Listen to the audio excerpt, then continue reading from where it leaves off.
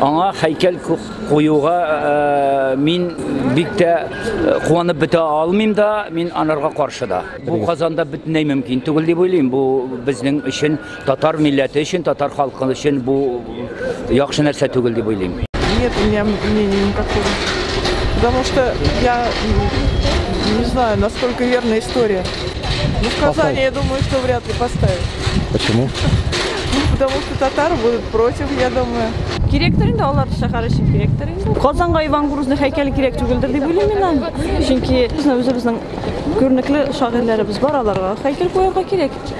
Иван Грозныйга түгел, лучше Сөембикәгә яңа һәйкәл куйсыннар. Ивану Грозному нужно памятник поставить, потому что это правитель, который поднял Россию.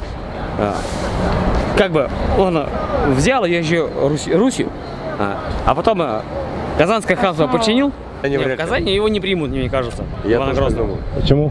Ну, мне потому что кажется, что Татарстан, да, они как бы Ивана Грозного не сильно уважают. Замечательно, Нормально, да. Очень Я хорошо. Думаю, так Почему? нормально.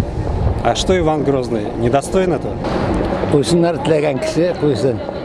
Казанда ачу китерергә, татарларны ачу китерергә дәсәм. Отношения отличные, молодцы, правильно сделали. В Казани нормальные отношения, абсолютно.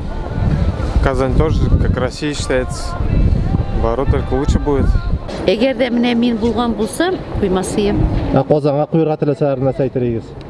Бөтенләе белән кирәкми.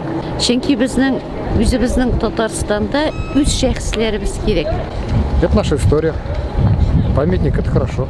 Насколько я знаю, Казань — Татарстан — часть России. Поэтому, в принципе, тоже все нормально в этом плане. Положительный Иван Грозный. Хороший, ну да, достойный человек, чтобы ему поставить памятник. Я не буду против.